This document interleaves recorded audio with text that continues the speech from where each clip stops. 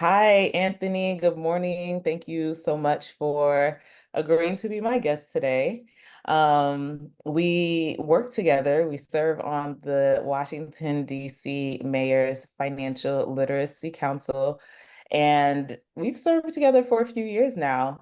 The council helps to advance the financial literacy of the DC residents. And so we work with the various stakeholders, residents, organizations, government bodies, just to education system, just to um, try to ensure financial education, literacy, empowerment is something that our residents are equipped with. So we got to talking one day and you shared a little bit about your background in finance. And so before we get into it, why are you so passionate about personal finance? Well, Melissa, thank you for having me. Um, I'd say that my passion for personal finance and the relationship with money, I'd say started young. Growing up, I saw firsthand the impact of financial literacy or the lack of it on people's lives directly. You know, um, it pushed me to not only learn about managing money, but also grew that fire in me to help others understand it also. Um, that sense of responsibility is what drives my work today. Okay. And I love it. And I can see that in the work that you do. So let's take it back a little bit as to where this all started. What is your earliest memory of money? I'd say my earliest memory of money was seeing my mom balance her checkbook on a weekly basis. I wasn't, we didn't have a lot. I wasn't aware that, we didn't have a lot because she managed, her own personal finances so well that, uh, though we didn't have the most elaborate things or, all the things, we didn't uh, go without. And so seeing her balance her checkbook on a weekly basis grew when I gained an understanding of, accounting and finance, that she was just, controlling her credits and debits, balancing her, working on her balance sheet. It's something that, I have grown into a practice personally, and I try and support others into growing that practice currently if they don't already. Okay. And as she was working on her checkbook, did you ever sit with her? Did she ever talk to you about what she was doing, show you why this was important, or have any of those discussions? We never had the discussion directly. I never sat with her while she was doing it, but you know, the memory of her doing it and doing it routinely every week, was kind of burned into my memory. I would sneak and look at her voided checkbooks. Once all the checks are out of the checkbook, I would look at and mimic, her going through and balancing her checkbook, writing all in. And of course, I didn't know what I was doing at the time. But, that kind of practice, children, become what they see. So, though it wasn't, taught to me directly, or we didn't talk about what she was doing, just her doing it and me seeing it grew the interest in finding out what it was. And then once I understood what it was, I wanted to make sure that I mimicked that same kind of discipline that she had. Okay. Okay. So did you start looking into personal finance at all at that time? Or did that come much later for you? I came much later for me. The personal finance journey professionally of mine was something that being a part of, city programs, you get an opportunity to, have like the Marion Barry Summer Youth Program. Shouts out to Disby.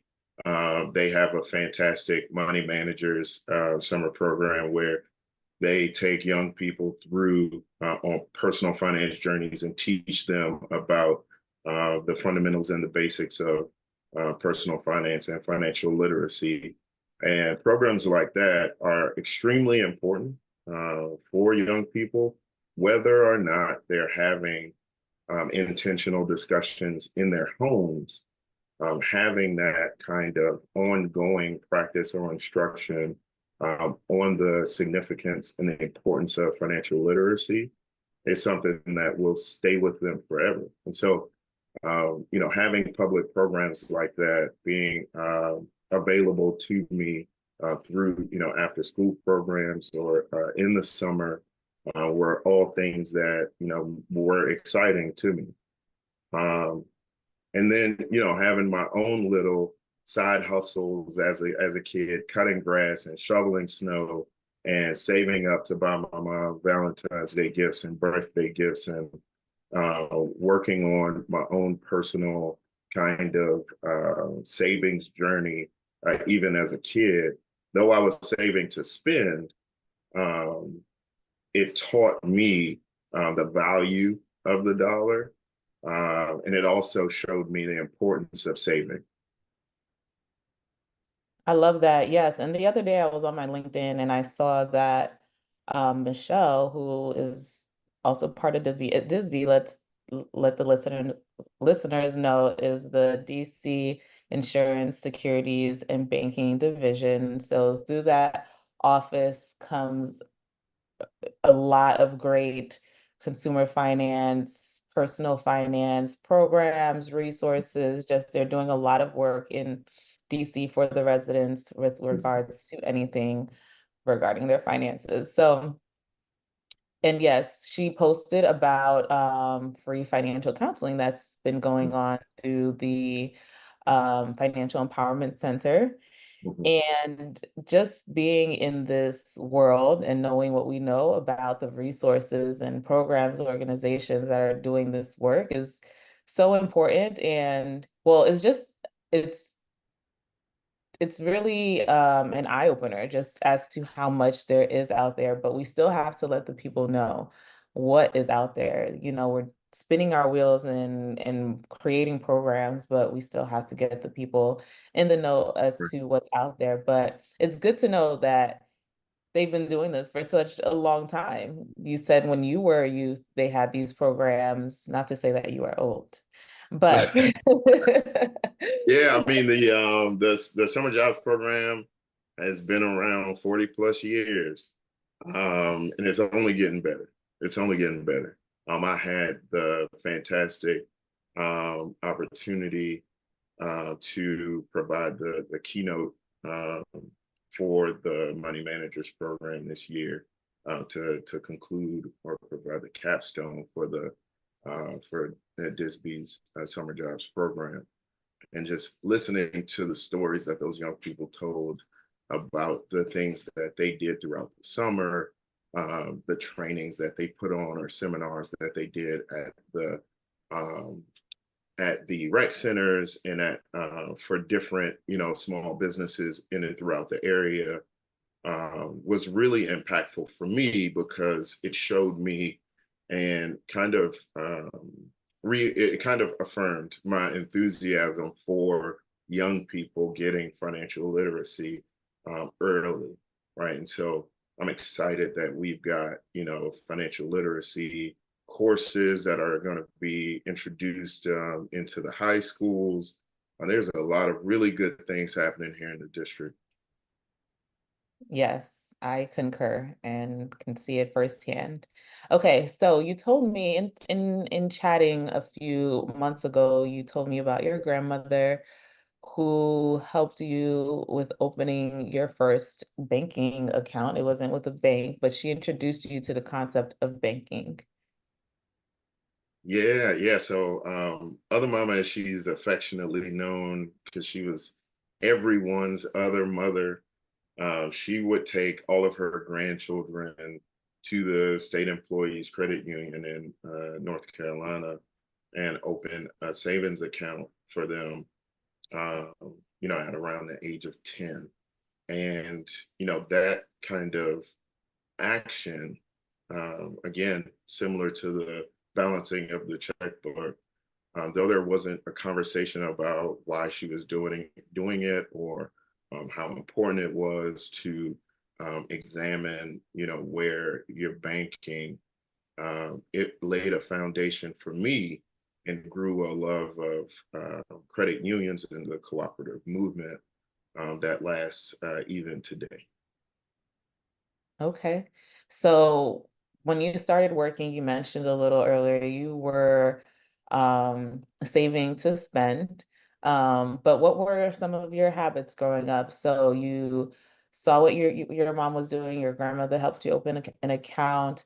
What was your first job? What were you doing with the money that you were earning? Yeah, so the first job was raking leaves in the spring and fall and shoveling snow in the winter. I would go door to door and ask folks if they needed help with their lawns or their sidewalks, to get cash for like I said, buying my mom gifts for Valentine's and birthday and so forth. Um, then the first, I guess, wage paying job was a cashier at the grocery store, and that wasn't until high school. Okay. And so in high school, same habits. So let's fast forward a little bit. Um, what was life like as an early adult with money? Like what were there some habits that you brought in with you that weren't conducive to healthy finances? Were there any lessons that you learned or didn't learn in your earlier years that kind of stuck with you and kind of shaped your money habits? Yes, I mean, there were a lot of lessons learned early on because my transition, into young adulthood was a little unconventional. I had independence early, um, and working full time to help support the household, and then when I went off to college, continuing to work full time and going to school part time to pay for school. My spending or my money habits were not great. Uh, I was always, working and spending, and saving was never a part of the saving and investing was never a part of the conversation, never taken into consideration until later on. Once I realized that, I was on this cyclical cycle or this wheel, and I was just earning and spending, with nothing left. Um, you know, once I realized um, once I realized the importance of saving for a rainy day, when rainy days started to come, and once it rains, it pours, right? So if you're not prepared for it, you can find yourself, trying to figure out what happens. And in many cases, for me as well, we end up creating liabilities. We end up dragging ourselves into debt further to try and manage debt. And so early on, I learned that lesson. I mean, it's something that, even today, my own family, we work towards making sure that we're prepared for whatever life brings us. And it's an important conversation that I try and have with anyone that I come in contact with. A lot of folks We're, in the nation's capital and here in the DC metro area, we have some pretty high earners, but not everyone is. We're moving so fast on a day-to-day basis, but not all of us are able to stop and see the forest and think about what could happen because we are, so concerned about the thing in front of us and the next thing that is right around the bend, right? So I'm able to help folks to take a step back and think about their goals, think about where they're headed, and identify obstacles that could prevent them from getting there, and help support them through thinking about what if and identifying possibilities. Yeah. And it's a great experience when you can speak from experience. Like you were mentioning, some of the lessons that you had to learn, I'm sure you pull from when working with clients. Are you comfortable with sharing your biggest financial lesson or your worst financial mistake, however you want to look at it? Well, the biggest financial lesson, I didn't understand it until I got to that place. But I've heard folks say that your retirement is the greatest thing you'll ever have to save for, and your purchase of your first home will be the largest test of your financial literacy and financial capability, right? And so when we went to purchase our first home, that process really, was the culmination of all the things that I'd experienced, all the lessons that I learned, all the things that I, heard and ignored, or maybe had forgotten. Um, but when you get to the point where you're ready to buy, if your finances aren't in order, or if you're not financially ready to buy, it can be a daunting process.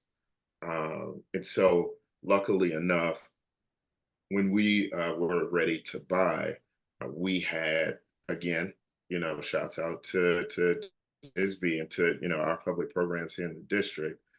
We had financial counseling and had gone through the HPAP process and other financial readiness kind of programs to get everything in line. And we were not as unprepared or ill prepared as um, we could have been or felt that we were, right? Because we were ready, but making sure that our finances were in order and that we were financially ready was, two totally different things. Hmm. So what were the kind of things that you had to get yourself prepared for? Or Yeah, how yeah. making sure that the credit is in line, right? So making sure that we're not over leveraged. We had to manage, of course, our balance sheet. So going back to that weekly discipline of making sure that we're aware of what's coming in and what's going out. Um, and then also, making sure that all the bills are paid in a timely fashion. Again, goes back to the credit thing, but that debts are minimized, right? So having an understanding of our debt to income ratio and how that affects our ability to get a favorable loan, um, and not setting ourselves up for the requirement of mortgage insurance, or having unfavorable loan terms, were things that we went into the home buying process looking out for, and making sure that we were prepared to avoid certain areas of the home buying process that could have made it even more challenging than it already was. Yeah. And yeah, it's just fortunate that we live in DC with all of these programs, but I know that these are available in many other cities throughout the country, especially the larger ones. Unfortunately, people just don't know about it, but um, any listeners out there, definitely look into what's around, what's available Yeah, to you. A lot of times the information or the resources we need are right under our noses, and we right. just didn't think to look. That's right. I mean, as you know, as residents of whatever, state, city, jurisdiction that you belong to, um, as you're a tax-paying, law-abiding citizen, you should be taking advantage of all the things that your taxes are going to pay for. And in many cases, the federal government, the state governments have mandates for assistance, and it's not necessarily a handout. You know what I mean? It's in many cases it's support and providing access to information that we I'm not a lawyer, right? So like I don't know legal jargon very well.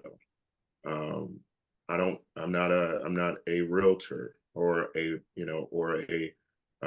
mortgage lender, right? And so all of these things are in place to help consumers ease their transition, or lower the learning curve to be able to take advantage of um, preparing ourselves for gaining access to the middle class. Yeah. And not just with home ownership, but also starting a business and That's right. whatever else. There are so many resources out there. And I love that you mentioned that it's not a handout. It's really not. We pay this tax money, and this is quality and should be unbiased information that can help you with whatever it is you're looking to do. So That's right. That's shout right. out And to the government. Oh, go ahead. even with yeah, and even with limited access to information, or limited access to electronics and connectivity. Um, One thing is for sure, and two is for certain. There's a public library that is in most jurisdictions, especially if you live in large cities. So go to these people, go to these places, and put them to work. That's something that I saw firsthand my grandmother do on a regular basis, and she would always say it. This is their job, right? So make these folks do their jobs, and their job is, you are their job. So if you're looking to start a business, you're looking to, gain access to information. If you are, wanting to grow your financial literacy, your finances, there's people and places that are there to support you in doing that. Yeah. I just really quickly, I for the longest needed to create a spreadsheet that I work and use with clients, right? I needed to optimize the one that I had. The one I had was just didn't work the way I needed it to. And I thought I was going to have to pay an Excel expert to either create the sheet, show me how to create the sheet. Either way, I found that there were Excel classes being offered at my library. They Right. offered Excel, Word, PowerPoint, Canva, all Right. these, and then different levels. So I went to all of these classes, and lo and behold, I learned something. I didn't even realize I was going to learn this, but in this class, I learned about this function for Excel that like blew my mind and helped me create this spreadsheet that I use with people that is such a game changer. And this was for free. And Right. I That's looked right. and I didn't realize it was right under my nose, but also like you mentioned, like we're going so fast, life is moving so fast, we're so distracted. I was able to take advantage, slow down in life and take advantage of that opportunity because I was at a different part in life. Life was a little slower for me last year. So I was taking advantage and growing my knowledge in different ways, and it paid off and it's still paying off. Yeah. And so, it's it's difficult to say, take off some time to go to the library or sit in on this Yeah. class, Yeah. but if you can make the time, it's definitely worth it. You never know what you'll learn. Even in the level one classes where it was just like, this is how you save a document. Like, Yeah. even those classes had tidbits of information that I did not know about whatever whatever program they were teaching on. So again, just a plug out there for anyone who feels they don't know how to get started, where to get started, if there's help available. There is. Yeah. Use Yeah. And I that phone, mean, yeah, I use mean, you can find this stuff everywhere. Like you said, it's right under your nose. We just have to, see the signs, right? And I mean that figuratively and literally. Um, I ride the metro, right? And so on the metro, there's always signs. Everyone has a sign for something. Here in the district, we've always got, when you get closer to Capitol Hill, there's always these defense contractors that have put up their signs inside the metro, on the metro bus. There's a ton of, signs about different government programs or events that are taking place. And I mean, like you said, you can't take off to go and do these things during the day. But in many cases, now, thanks to the age of technology, this stuff is available through the library or through other offices online. And if you don't have access to technology, or if you have limited access to, connectivity, there's even programs available to provide you with connectivity, at a reasonable rate, and in many cases, if you qualify for it, it'll be free for you. So if we spend more time with advancing our own personal interests, our own, increasing our own knowledge base, if we're more intentional around the interest that we put into advancing ourselves, our families, our communities, we can make serious change in this world, one step at a time. one step at a time. Yes.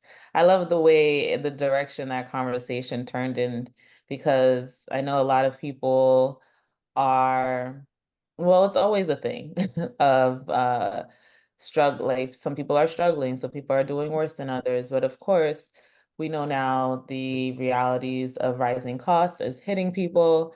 It's not, it's twofold. Things are getting more expensive and people are still trying to live the lifestyle they were living before. And unfortunately, there has to be some adjustments. And also, there's been job loss. And so, just being transparent, last year I had the time on my hand because I wasn't working. So, if you are not working, do something with yourself, go to the library, learn something, read more books, watch more educational content. Mhm. Just use this time to build yourself up. This is a perfect time. I know a lot of people find a season of unemployment to be a scary thing.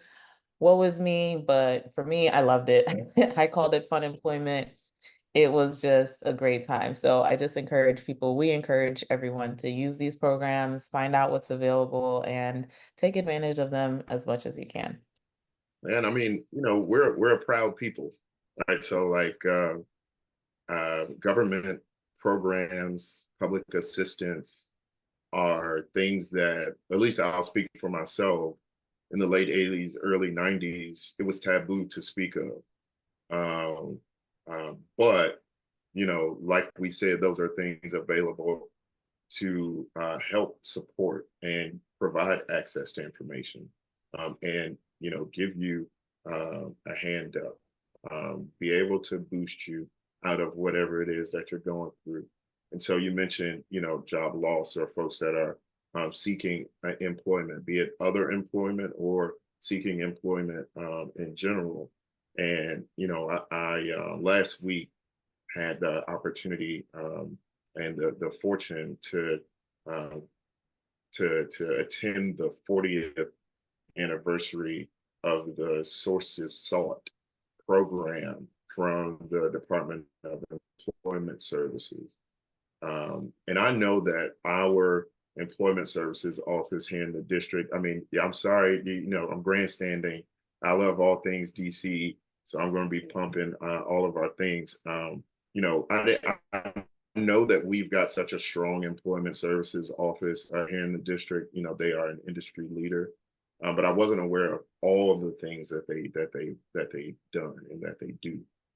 So for folks, if you're here in DC, looking for employment, go to DOES and go to dcnetworks.org and look at the 10, 20,000 jobs that are listed available and put these folks to work. They have offices in the employment services department where people's jobs is to help you find a job. I didn't even know that existed until last week. Literally, their job is to help you find a job. And it can be, it's not limited to, just unskilled labor or, for folks that may have limited education. There's folks that are looking for people at the doctorate level, master's degrees, bachelor's degrees, high school education.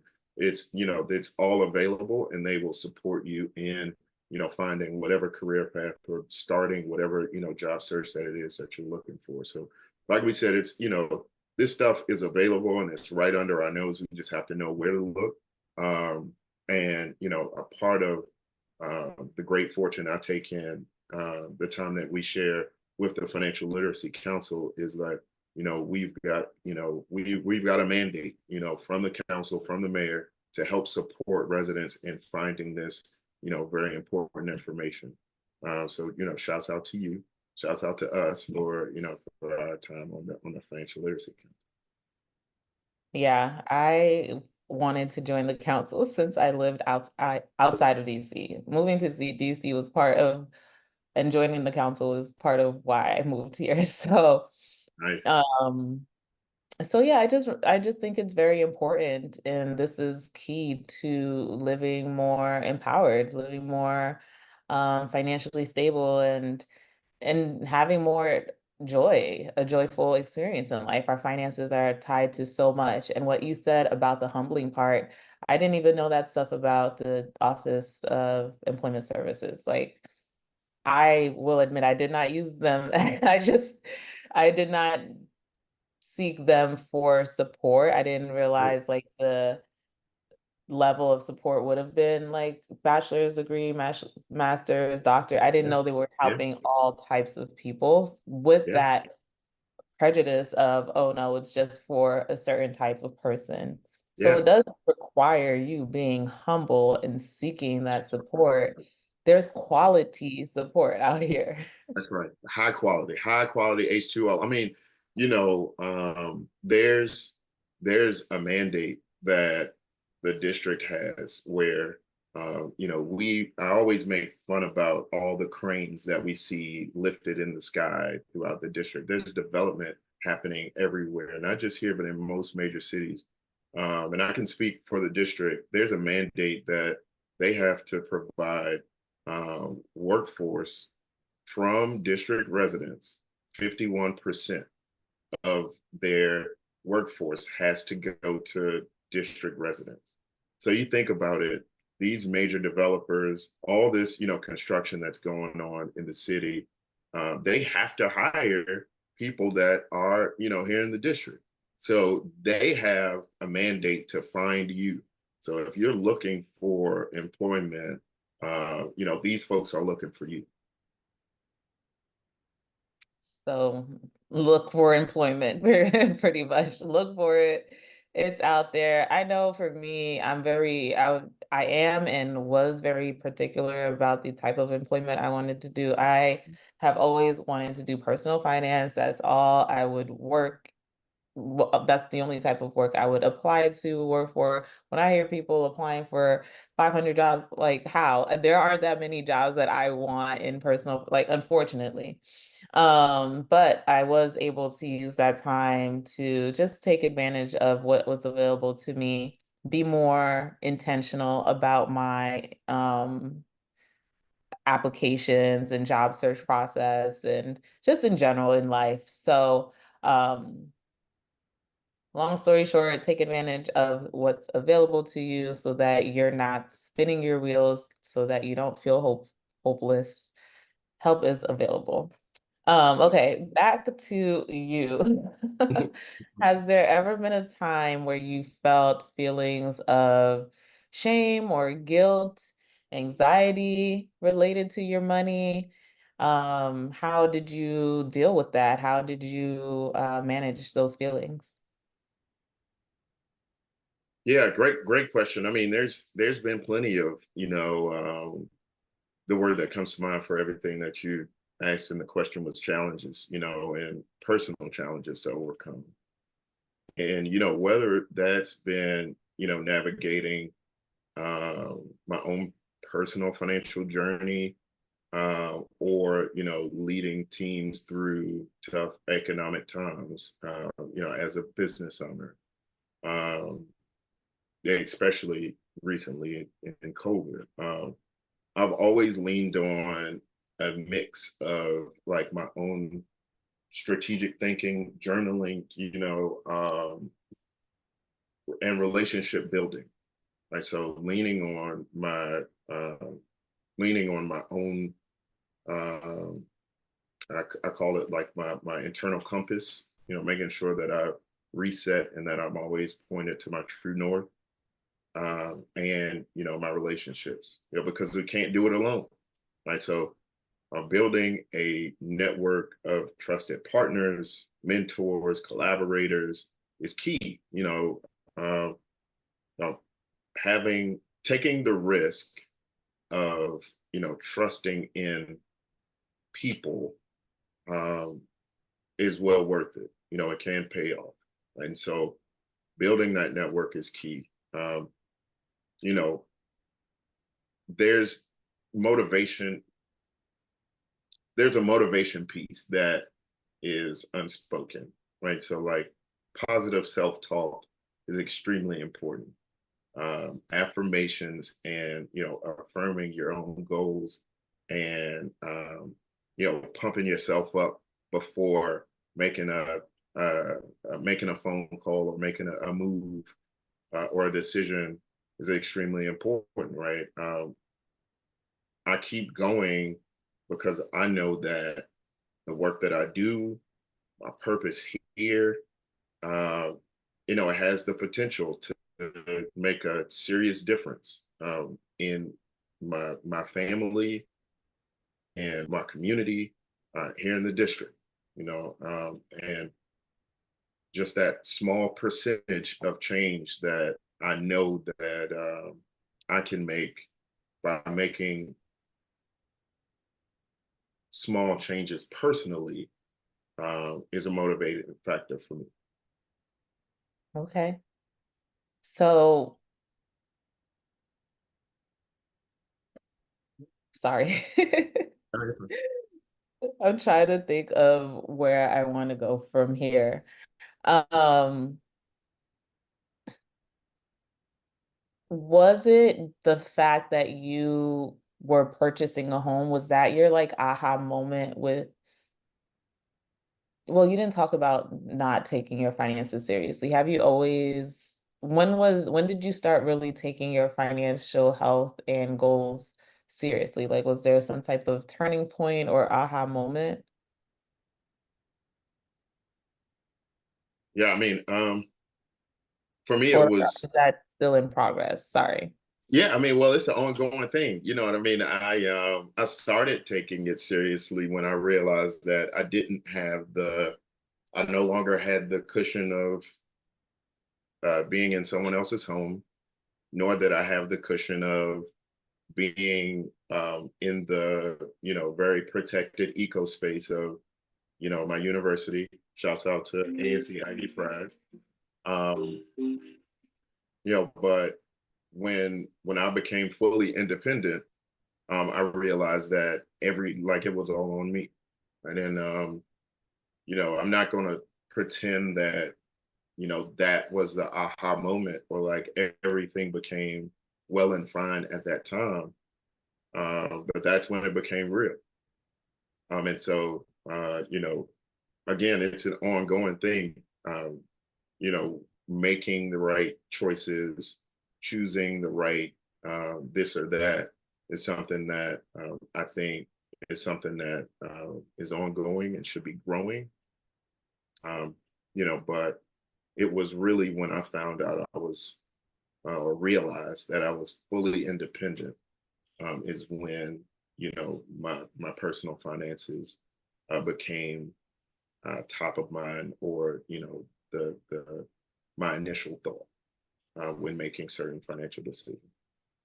Yeah, I can see that because when you're younger or just young adulthood and you're still kind of living at home or have the option to go back home, that's a different mindset versus when you're out in the world on your own and you're like, I have to get myself together or else there's nothing else. Like I'll That's just it. continue to fall and fall and fall. It's just so yes, I agree. It's always a journey. There's no finishing point. There's always you always want to get better. You always want more. And so yeah, I love that you mentioned that. It's continuous. What advice would you give to listeners who might be going through either a tough time or just experiencing their own journey? It doesn't have to be a tough time, but um, anyone navigating their financial journey now, what advice would you give someone? It's a couple of things.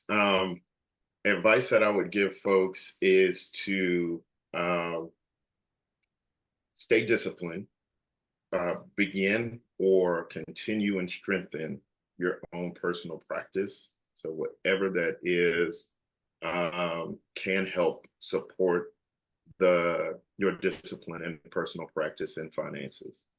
Um, I would say that um, another piece of personal advice would be first to understand the power of compounding interest. We spoke about it some time ago, and you brought up a really good point.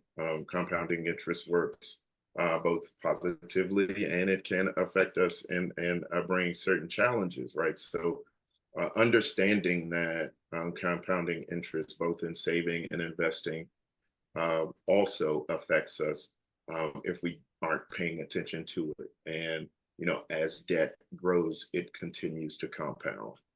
Um, right? That's a game changer. So you awoken that in me. Second, I'd say focus on building that emergency savings. And so, like I mentioned, I was on that wheel of earning and spending, and not preparing for the rainy day. The rainy days are going to come. And like I said, when it rains, it pours. So you need to make sure that you're prepared for whatever life throws at you. Life is unpredictable, right? And so having that cushion can save you a lot of stress. And just being totally frank, being poor, being broke is expensive. Being broke is very expensive, right? And so, when we live on a cycle of earning and spending, we are setting ourselves up to spend a lot more than we necessarily have to. Um, and, going back to our previous conversation, um, taking a moment to slow down, or um, forcing the hand of the programs available through your tax paying dollars to get the support to be able to slow down, even if you can't. Let someone else do it with you or for you, because it pays off tremendously in the long run. So whether it's also whether personal or professional, um, build a network, right? Build a network. If you are fortunate enough to have a friend circle, have this be a part of the conversations that you have. Talk about money. talk about what other folks are doing with theirs. Find out and talk about different concepts that you've heard from Melissa's podcast or from other areas. Talk about things that you've seen and read. The network can be one of your greatest financial assets. They can, make or break you in certain situations, right? So spend time intentionally building a network that will support you in building the future that you want to have for yourself, um, and help you to achieve your goals. Your network should be challenging you consistently, challenging you to be better and to do better. I often hear folks talking about making sure that they're not the smartest person in the room. And, you can take that however you want personally. But I would just say, make sure that you intentionally build a network of, people and places and things that support you in being the best you possible. And always stay pointed to You're true. your true north. Your true north. I Yeah, love your it. internal compass. Your internal compass. Give us a little bit more about that because I chopped that up a little bit. Sorry. Yeah, so make sure that you're always pointed to your true north. And if you don't have one, build an internal compass. A lot of the scholars talk about having something to believe in, and it can be personal, it can be spiritual, it can be, whatever that thing is. Um, Make sure that you're refining and retuning your internal compass to point true north, right? So you're always going in the right direction. I love it. And I agree. I was fortunate enough to know what I wanted to do with my life, which was personal finance. So that has always been my true north, like how I can get better and help people with personal finance, just knowing how empowering it could be, even though I myself was going through my own journey. But knowing that it has really shaped my life, shaped the decisions that I've made, even was a big part of my lessons. Because this is the work that I do, I had to learn the lessons to be able to talk about them and share and empathize with people. And so again, to just say that knowing who you are, what you are here to do, the impact you came to make, definitely helps with laying some type of blueprint as to what you should be doing and paying attention to what that is, finding what that is and being true to that is a key, because it directs how you spend your money and really helps in a lot of areas of life. So that was a perfect summary Sure. and recap. So how can people keep up with you? Oh, awesome. Well, we're on all socials at Vernon Group LLC. Um, all the socials at Vernon Group LLC. But we're out here. So if you are looking to make some changes or get involved or whatever have you, the initial contact would be to you, but they are more than likely going to see me at some event or function, because we're serious about making changes, in our community.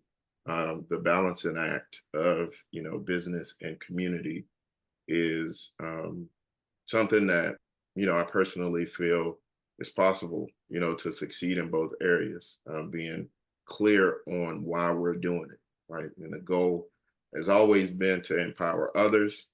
And so, whether that's through financial literacy or professional development, or simply making people feel seen and heard, developing jobs here in the district, my advice is, stay grounded in the mission and be intentional with every move that you make, because somebody is always watching. Yes. Even if you're watching, God's watching, but if you don't believe in that, but you're watching, this is your life. You have the power to shape it in however which way you'd like. So thank you once again. You shared a lot of great nuggets, a lot of valuable information. I'm sure a lot of people will get something out of it. So thank you, Anthony, for Thank you sharing. so much for doing this. Thank you so much for having these really important conversations and for, having the insight or foresight to, hold these conversations on your podcast. Thank you so much.